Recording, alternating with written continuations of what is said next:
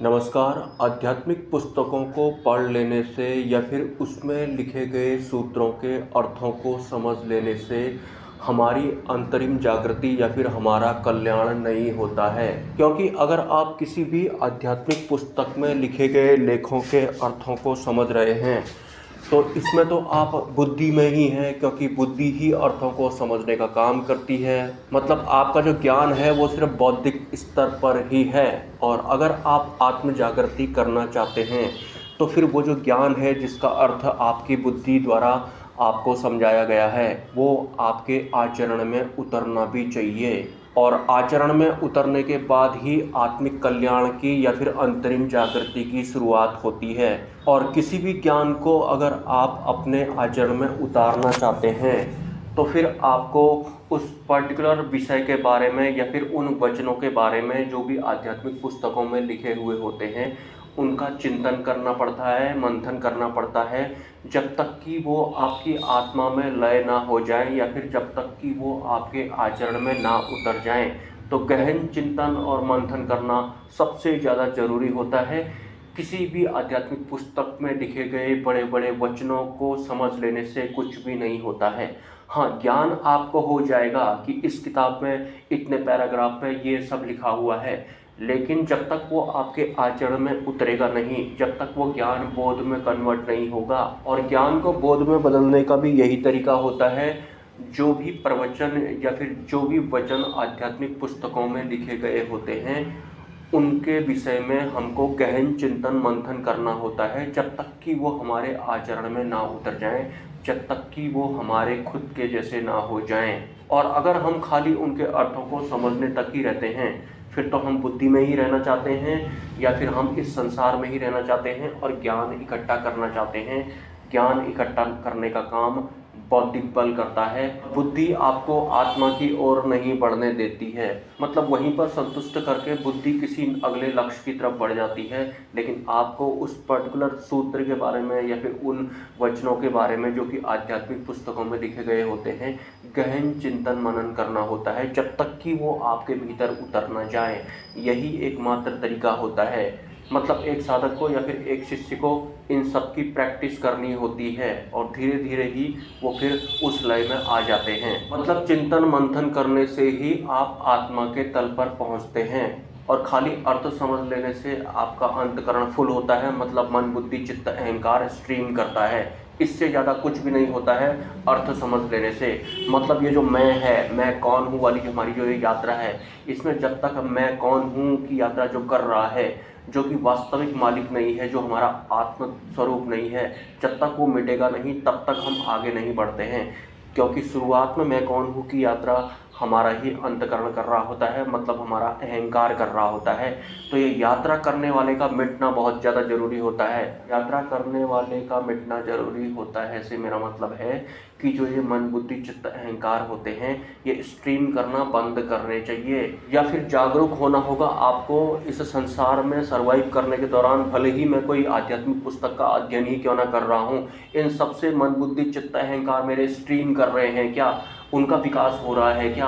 और सिंपली मन बुद्धि चित्त अहंकार का जो इंटरेस्ट होता है वो अध्यात्म में या फिर आत्म जागृति में बिल्कुल भी नहीं होता है। वो सिर्फ ऊपर ऊपर का ज्ञान इकट्ठा करके उसकी स्टोरेज आपकी फुल करके आगे किसी अन्य मकसद पर बढ़ जाते हैं जो कि मन को लुभावना लगता है। और बुद्धि आपको पता है किसी भी चीज़ पर आकर्षित हो जाती है, हमारे लिए दुख खींच कर लाती है ये बुद्धि। और मन भी हमेशा हमें दुखों में ही डालता है। बुद्धि और मन हमारे लिए दुख खींच कर लाते हैं। तो इस दुनिया में आप जिस भी चीज़ से आकर्षित होंगे वो एक दिन आपके दुख का कारण बनेगा। ये एक असलियत है इस दुनिया की या फिर हमारे अंतकरण की। लेकिन यहाँ आत्म जागृति की बात हो रही है, आत्मस्वरूप होने की बात हो रही है, तो फिर ये बुद्धि मन जो हमारे जीवन में दुख खींच कर लाते हैं या फिर सुखी भी जो ये हमारा अहंकार ही होता है, इन सबसे ही पार जाना होता है। मतलब हमको आत्म तल पर पहुंचना है। अभी हम बुद्धि के तल पर हैं, मन के तल पर हैं। तल पर अगर हम पहुंच जाते हैं तो एक इंसान जो आत्म स्थिर हो जाता है वो इस दुनिया में बात बिल्कुल मेरी तरह करेगा या फिर आपकी तरह करेगा, लेकिन वो आत्म तल में होगा, वो आत्म स्वरूप होगा। रिएक्शन उसका बिल्कुल आपकी तरह होगा या फिर मेरी तरह होगा। लेकिन इस दुनिया में जो जो फिजिकली हो रहा होता है वो उसके लिए वैसा होता है जैसे कि स्वप्न में हो रहा है। और स्वप्न में आपको पता है जो भी घटनाएं घटती हैं वो बड़ी सॉफ्ट तरीके से घटित होती हैं, ज़्यादा असर जैसा नहीं पड़ता है। स्वप्न का एक अलग ही रिदम होता है, आपको पता होगा। तो उस इंसान को ये दुनिया स्वप्न की तरह लगती है उसके बाद में, जो आत्म स्थिर हो जाते हैं। लेकिन उस अवस्था में पहुंचने से पहले या फिर उस अवस्था को प्राप्त करने से पहले हमें ऐसे ही प्रैक्टिस करनी होती है। मतलब सबसे पहले हमें चिंतन और मंथन करना होता है जो भी ज्ञान हमारी तरफ को आ रहा है। और ज्ञान कौन सा वाला आ रहा है? मैं अक्षर ब्रह्म तत्व वाले ज्ञान की बात कर रहा हूँ, जिससे कि हमारी अंतरिम जागृति होती है, अंतिम सत्य हमें प्राप्त होता है। उसके अलावा जो भी अन्य ज्ञान होते हैं वो पूर्ण नहीं होते हैं, क्योंकि वो परब्रह्म की व्यवस्था द्वारा नहीं बताए गए हैं, नहीं लिखे गए हैं। जैसे कि अगर मैं अपनी स्थिति बताऊं तो मैं आंख बंद करता हूं तो मेरी मतलब दृढ़ आसक्ति रहती है या फिर इच्छा रहती है मेरी कि आंख बंद करने के बाद मुझे भगवान स्वामीनारायण की मूर्त दिखाई पड़े, उनकी फोटो दिखाई पड़े, उनकी आकृति दिखाई पड़े, और वो दिखने भी लगती है। मतलब मैं हर हाल में भगवान स्वामीनारायण को आंख बंद करने के बाद देखना चाहता हूँ, उनके अलावा मैं किसी और को नहीं देखना चाहता हूँ।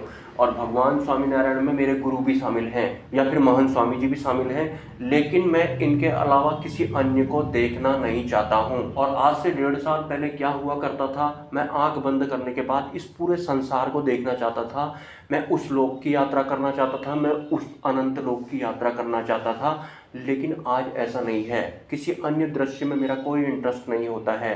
हर हाल में मेरे उस दृश्य में अगर भगवान स्वामीनारायण वाली व्यवस्था शामिल है जो कि परब्रह्म है, तब तो ठीक है। अदरवाइज मेरा उन दृश्यों में किसी भी तरह का कोई खास इंटरेस्ट होता नहीं है। इसी वजह से जो भयानक दृश्य मुझे दिखाई पड़ते थे या फिर जो आकृतियां मुझे पहले प्रभावित कर देती थी, अब वो पावरलेस हो गई हैं। मतलब पहले वो मुझे डरा देती थी या फिर मुझे भ्रमित कर देती थी, लेकिन वो भगवान स्वामीनारायण तो है नहीं, इस वजह से मेरा उनमें इंटरेस्ट ही खत्म हो गया। तो अब उन्होंने भी मुझे दिखना बंद कर दिया। या फिर मैं सही बताऊं आपको तो रिद्धियाँ सिद्धियाँ कुछ आजकल मुझे दिखने के बाद खिसिया जाती हैं कि इसका तो हमारे में कोई इंटरेस्ट ही नहीं है। और जब मेरा इंटरेस्ट हुआ करता था तो मुझे 3 आंखों वाला हिरन, 3 आंखों वाली बिल्ली, 3 आंखों वाला चीतल, 3 आंखों वाली फीमेल, 3 आंखों वाली यक्षिणी, 3 आंखों वाली अप्सरा, आंखों वाली गंधर्व कन्या, ये सब मुझे नॉन स्टॉप दिखाई पड़ते रहते थे। और मैं भी काफ़ी रस में रहता था, मतलब मुझे ये सब दिखाई पड़ रहे हैं इस वजह से। लेकिन अब अगर वो मुझे दिखाई पड़ते हैं तो मेरा उनमें कोई खास इंटरेस्ट होता नहीं है, क्योंकि मुझे ध्यान में स्वप्न में भी सिर्फ भगवान स्वामीनारायण को ही देखना है। और अगर आपको भी ध्यान में या फिर स्वप्न में भयानक दृश्य दिखाई पड़ते हैं और अगर आप उनसे प्रभावित हो रहे हैं, तो उनसे प्रभावित ना होने का मैं आपको एक सटीक उपाय बताता हूँ। सपोज आपको ब्लैक कलर का कोई ड्रैकुला जैसा दिखाई पड़ा, जिसे देखकर आप स्वप्न में या फिर ध्यान में डर गए, और वो आपको अक्सर दिखाई पड़ता है। लेकिन अब आपको अपने आप को मेंटली तौर पर ऐसे प्रिपेयर करना है कि जो भी मुझे दिखाई पड़ा, जिससे मैं डर गया था या फिर डर गई थी, एज ए दृष्टा मैंने उसे देख लिया है। रात गई बात गई, मतलब बुद्धि मन के तल पर मुझे भय जरूर लगा था, लेकिन एज ए दृष्टा अब मैंने उसे देखना शुरू कर दिया है।